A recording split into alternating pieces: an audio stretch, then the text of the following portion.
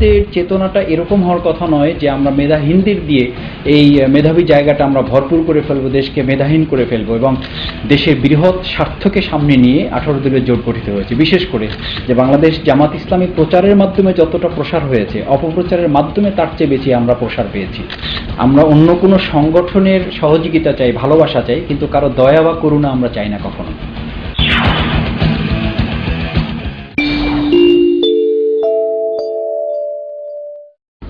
এটি একটি দুর্ভাগ্যজনক হতে পারে বা সৌভাগ্যজনক হতে পারে। বাংলাদেশে যখন যে ধরনের আন্দোলনই হয়েছে, সেই আন্দোলনের নেপথ্যে এই সরকার, বিশেষ করে এই সরকার জামাত ইসলামী এবং ইসলামী ছাত্র শিবিরের গন্ধ খুঁজে পায়।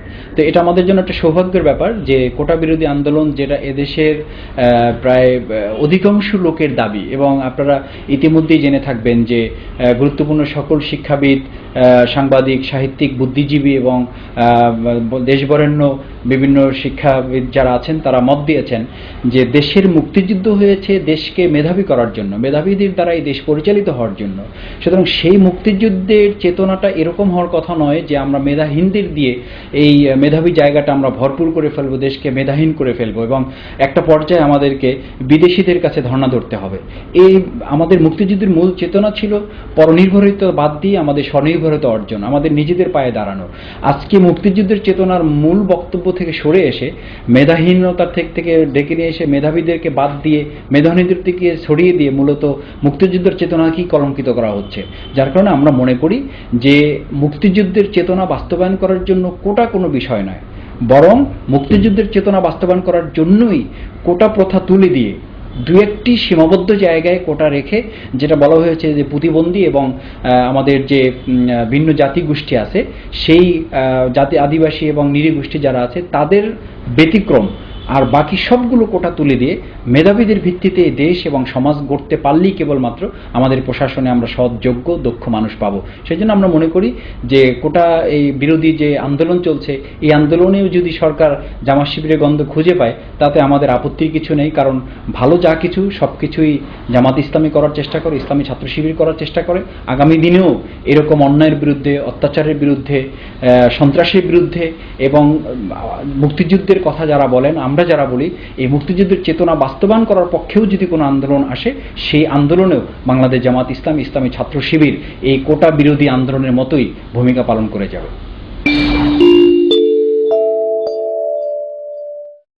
প্রথম কথা হচ্ছে, বাংলাদেশ জামাত ইসলামী একটি স্বয়ংসম্পূর্ণ, আল্লাহর উপর নির্ভর করে জনগণের ভালোবাসা নিয়ে পরিচালিত সংগঠন।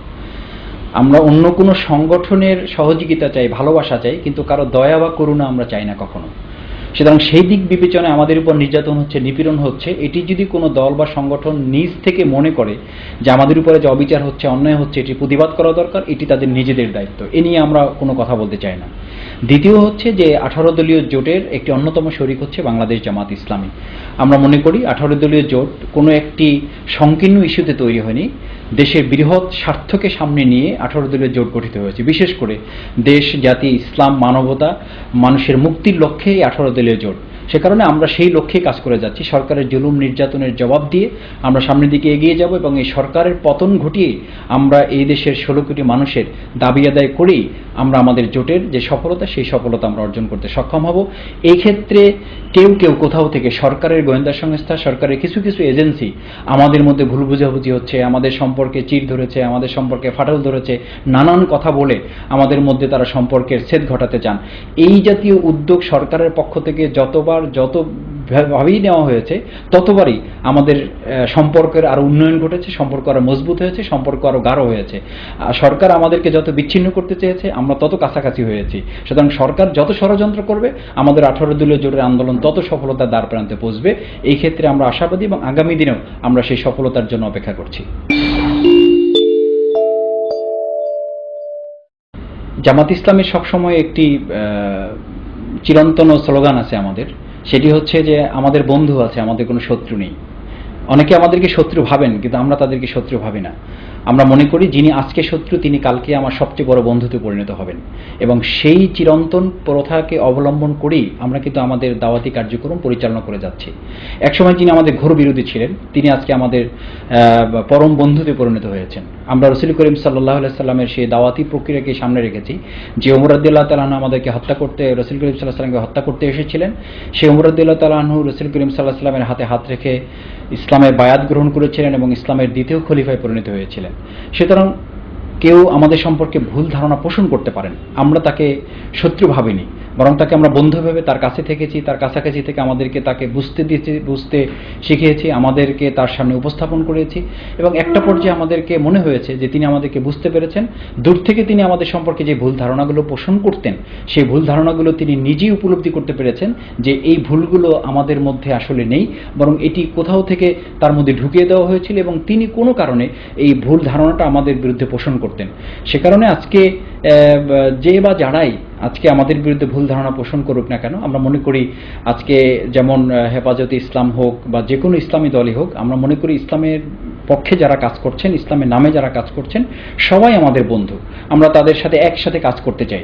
সেই কাজ করার অংশ হিসাবে আজকে হেফাজতে ইসলামের সাথে আজকে আন্দোলন চলছে, তারা আমাদের পাশে দাঁড়িয়েছেন, আমরা তাদের পাশে দাঁড়িয়েছি, এবং মনে করি আগামী দিনে যে ইসলামী রাষ্ট্র হবে সেই ইসলামী রাষ্ট্রে এই সকল ইসলামী দলই একটা বড় উল্লেখযোগ্য ভূমিকা তারা রাখবেন, এবং পাশাপাশি দেশ পরিচালনায় প্রত্যেকেই কোনো না কোনোভাবে সক্রিয় ভূমিকা পালন করবেন। এবং এই সক্রিয় ভূমিকা পালনে আমরা যত দ্রুত ঐক্যবদ্ধ হতে পারবো, যত বেশি আমরা মজবুতি অর্জন করতে পারবো, আমরা যত বুনিয়ানুম মারসুসের এই দৃঢ়তা অর্জন করতে পারবো, তত তাড়াতাড়ি এদেশের যে বামপন্থী যারা আছেন, ষড়যন্ত্র করছেন ইসলামের বিরুদ্ধে, কোরআনের বিরুদ্ধে, ইসলামের বিরুদ্ধে, তাদের বিরুদ্ধে আমরা ঐক্যবদ্ধভাবে রুখে দাঁড়াতে পারবো। এবং সেই সময় বোধহয় আমাদের সামনে চলে আসছে, এবং তারই একটি ব্যতিক্রমী ধারা আমরা লক্ষ্য করছি যে আজকে জামাত ইসলামী এবং অন্যান্য ইসলামী দলগুলো যে টুকটাক যে দূরত্ব ছিল সেই দূরত্ব ভুলে আমরা প্রায় একই প্ল্যাটফর্মে দাঁড়াতে সক্ষম হয়েছে, এবং আগামী দিনে তারা মজবুত আকার ধারণ করবে ইনশাআল্লাহ। আমরা মিডিয়াকে বরাবরই ধন্যবাদ জানাই, এবং আজকেও মিডিয়াকে ধন্যবাদ জানাই এই দ্বিতীয় আলোর মাধ্যমে, যে অপপ্রচারও কিন্তু একটা সংগঠন, একটা দল, একটা প্রতিষ্ঠানের প্রচারেরই একটা অংশ। বাংলাদেশ জামাত ইসলামীর প্রতিষ্ঠাতা যিনি মাওলানা মওদুদী মরহুম রহমতুল্লাহ আলাইহ, আমাদের ওনার একটা লিখিত বক্তব্যে আমরা পড়েছি যে বাংলাদেশ জামাত ইসলামী প্রচারের মাধ্যমে যতটা প্রসার হয়েছে, অপপ্রচারের মাধ্যমে তার চেয়ে বেশি আমরা প্রসার পেয়েছি। আমাদের যেসব বন্ধুরা আমাদের বিরোধিতা করেন, রাসূল করিম সাল্লাল্লাহু আলাইহি সাল্লামেরও কিন্তু বিরোধিতা হয়েছিল এরকম। যারাই বিরোধিতা করতে এসেছিলেন তারা বিরোধিতা করতে এসে রাসূল করিম সাল্লাল্লাহু আলাইহি সাল্লামের বন্ধুতে পরিণত হয়েছেন। আমি একটু আগেও আপনাদেরকে বলেছি, যারা আমাদের বিরোধিতা করেন তারা আমাদের বিরোধিতা করতে এসে, আমাদের সম্পর্কে জানতে এসে আমাদের বন্ধুতে পরিণত হচ্ছেন। এত খারাপ কাজ করে তারা আসলে কারা? তো এই খারাপ কাজ যারা করে এই সম্পর্কে জানতে এসে দেখে যে আসলে যত খারাপ কাজ আমাদের সম্পর্কে প্রচারিত হচ্ছে তত ভালো কাজ মূলত এই সংগঠন করছে, এবং ভালো কাজ করার কারণেই আমাদের সম্পর্কে তারা এই খারাপ ধারণাগুলো মানুষকে দেওয়ার চেষ্টা করছেন। প্রকারান্ত এগুলো আমাদের এক ধরনের প্রচার, এবং আমরা মিডিয়াকে এই জন্য ধন্যবাদ জানাই। আর আমি উদাহরণ হিসেবে একটা কথা বলে শেষ করি। বেঞ্জামিন ফ্রাঙ্কলিন সম্পর্কে একজন বিরোধী সমর্থক বক্তব্য দিচ্ছিলেন, তো পাশে তার সমর্থক একজন, তার পক্ষের একজন সমর্থক পাশে পুলিশকে ডেকে বলেছিলেন যে এই পুলিশ, তুমি কি দেখছো না আমার সরকার প্রধান সম্পর্কে তার একজন বিরোধী বক্তব্য দিচ্ছেন? তখন ওই পুলিশ বলেছিল যে বেঞ্জামিন ফ্রাঙ্কলিন সম্পর্কে আমাকে 3টা বক্তব্য দেওয়া আছে, 3টা নির্দেশিকা বলা আছে। একটি বলা হয়েছে যে আমার সম্পর্কে যখন কেউ বিরোধী বক্তব্য দিবে তখন 3টা কারণে তুমি তাকে থামাবো না। ফার্স্ট কারণটি হচ্ছে যে আমার সম্পর্কে আমার বিরোধিতা করতে গিয়ে তার যে ভালো দিকগুলো আছে এই দিকগুলো সে বলারই সময় পাবে না, আমার বিরোধিতা করতে করতে তার সময় শেষ হয়ে যাবে। সেকেন্ড হচ্ছে সে আমার বিরুদ্ধে বলুক আর পক্ষেই বলুক, আমার নাম তো সে বলতেছে, এই যে প্রচারণাটা সে চালাচ্ছে এই প্রচারণাটা তাকে চালিয়ে যেতে দাও। থার্ড বলেছিলেন যে এরকম একটা লোক যে আমার সবচেয়ে বড় বন্ধু, যে আমার বিরোধিতা করতেছে, তার কাছ থেকে আমার হয়তো এমন কিছু শেখার থাকতে পারে যা আমার সমর্থকের কাছ থেকে হয়তো সেই সুযোগটুকু আমি পাবো না। সুতরাং তাকে কথা বলতে দাও, তার কাছ থেকে যদি শেখার কিছু থাকে আমি সেখান থেকেও শিখে আমি নিজেকে সংশোধন করতে চাই। আমরা আমাদের বিরুদ্ধে যারা বলছেন আমরা তাদের ব্যাপারে এই পলিসি নিয়েছি, তারা বলতে থাকুক, তাদের আমাদের ভালো কাজগুলো বলার সময় তারা পাবে না, আমাদের বিরুদ্ধে বলতে বলতে তাদের সময় শেষ হয়ে যাবে। পাশাপাশি আমাদের বিরুদ্ধে যতই বলুক না কেন, আমার নাম তো বলতে হচ্ছে, আমার প্রচারণায় তারাই ব্যস্ত আছে আমাদেরকে নিয়ে।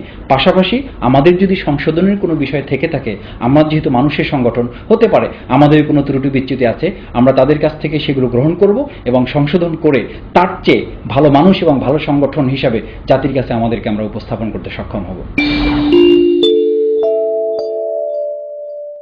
আমাদের প্রবাসী যারা, তারা তো একসময় আমাদের দেশেই ছিলেন, তারা আমাদের সাথে কাজ করেছেন, অথবা এমন অনেকে আছেন যে ওখানে গিয়ে আমাদের সম্পর্কে ভালো ধারণা পোষণ করছেন, আমাদেরকে তারা ভালোবাসেন, আমাদের জন্য তারা দোয়া করেন, আমাদের তারা শুভাকাঙ্ক্ষী, আমাদের সম্পর্কে তারা বিভিন্ন সময় জানতে চান এবং তারা আমাদের সম্পর্কে আগ্রহ প্রকাশ করেন। তাদের কাছে আমাদের 4টি মৌলিক দাবি বা তাদের কাছে আমাদের 4টি আবেদন। প্রথমত হচ্ছে যে তারা আমাদের এই যে জুলুম নির্যাতন নিপীড়ন চলছে, এই জন্য তারা আমাদের জন্য আল্লাহর কাছে দোয়া করবেন যেন আমরা এই সংকটটা কাটিয়ে উঠতে পারি, নির্যাতন নিপীড়নের মোকাবেলায় আমরা দৃঢ়তার পরিচয় দিতে পারি। এটা যেন আমাদের জন্য পরীক্ষা হিসেবে নিয়ে এই পরীক্ষায় যেন আমরা পাশ করতে পারি।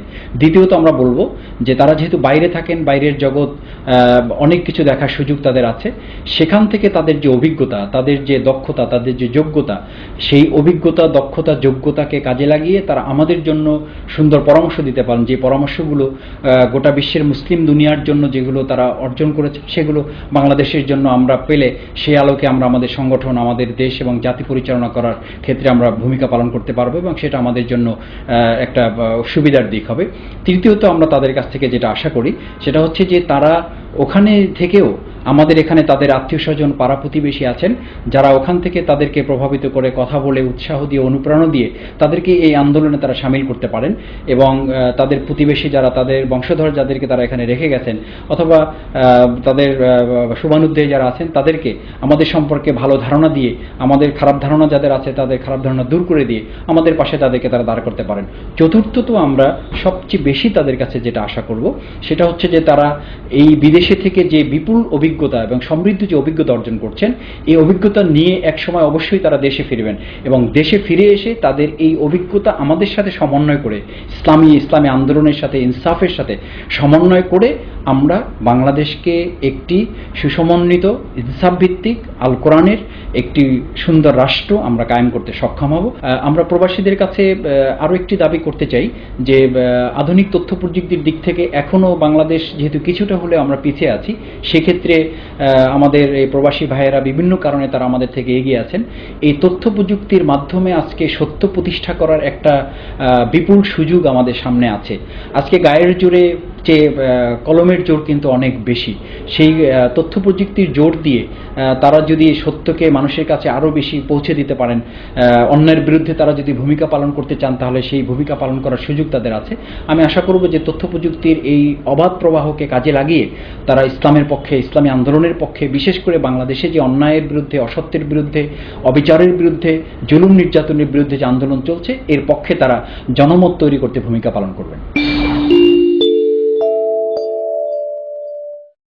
আমার পক্ষ থেকেও এবং আমাদের এই বাংলাদেশের অসংখ্য ইসলামী আন্দোলনের নেতাকর্মী, বিশেষ করে এদেশের 16 কোটি মানুষের পক্ষ থেকেও দ্বিতীয় আলো যে এই সাক্ষাৎকারমূলক অনুষ্ঠান উদ্যোগ নিয়েছে, সেজন্য আবারও তাদেরকে ধন্যবাদ জানিয়ে আমি আমার বক্তব্য শেষ করছি। দ্বিতীয় আলো, সত্য বললে গায়ে লাগে।